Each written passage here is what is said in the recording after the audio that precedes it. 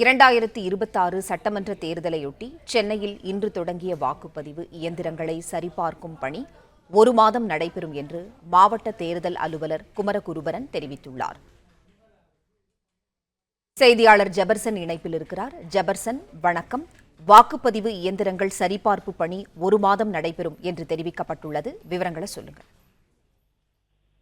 வரும் சட்டமன்ற தேர்தலுக்கு இன்னும் சில மாதங்களே உள்ள நிலையில தேர்தல் ஆணையம் தொடர்ந்து பல்வேறு பணிகளை தீவிரப்படுத்தி இருக்கிறது.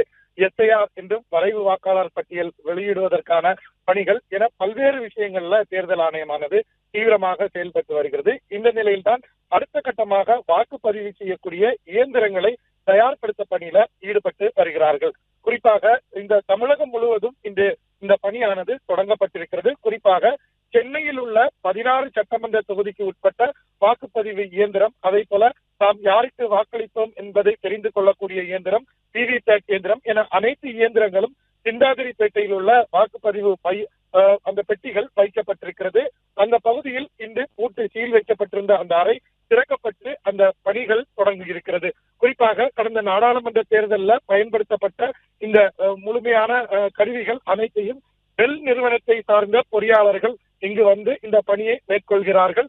ஒட்டுமொத்தமாக இருக்கக்கூடிய முழுமையான இயந்திரங்கள்ல ஒரு நாள் ஒன்றிற்கு 250 முதல் 300 வாக்குப்பதிவு இயந்திரங்களை அவர்கள் அந்த வாக்குப்பதிவு இயந்திரங்கள் எவ்வாறு செயல்படுகிறது, ஏற்கனவே அதில் பதிவேற்றம் செய்யப்பட்டிருக்கக்கூடிய தரவுகளை நீக்கி அதை முழுமையாக சரிபார்த்து தயார் நிலைக்கு கொண்டு வருவது என அந்த பணிகளை அவர்கள் முன்னெடுக்க இருக்கிறார்கள். 6000 மின்னணு வாக்குப்பதிவு இயந்திரங்கள் தற்போது இருப்பதாக தேர்தல் நடத்தக்கூடிய அலுவலர் குமாரகுருபரன் தெரிவித்திருக்கிறார்.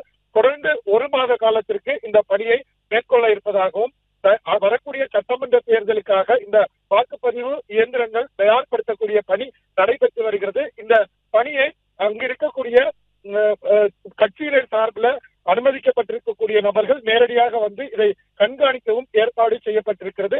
உள்ளே வரக்கூடிய நபர்கள் கைபேசி எடுத்து வரக்கூடாது, அதே போல புகைப்பிடிக்க அங்கு எந்த மாதிரியான விஷயங்கள் உள்ளே நடக்கிறது என்பதை பதிவு செய்யக்கூடிய வீடியோ கேமராக்கள் முற்றிலுமாக தடை செய்யப்பட்டிருக்கிறது. இவை அனைத்தையும் வெளியே வைத்துவிட்டு உள்ளே சென்று நடக்கக்கூடிய பணிகளை அவர்களும் கண்காணிக்க ஏதுவாக ஏற்பாடு செய்யப்பட்டிருப்பதாக மாவட்ட தேர்தல் நடத்தக்கூடிய அலுவலர் குமாரகுருபரன் தெரிவித்திருக்கிறார்.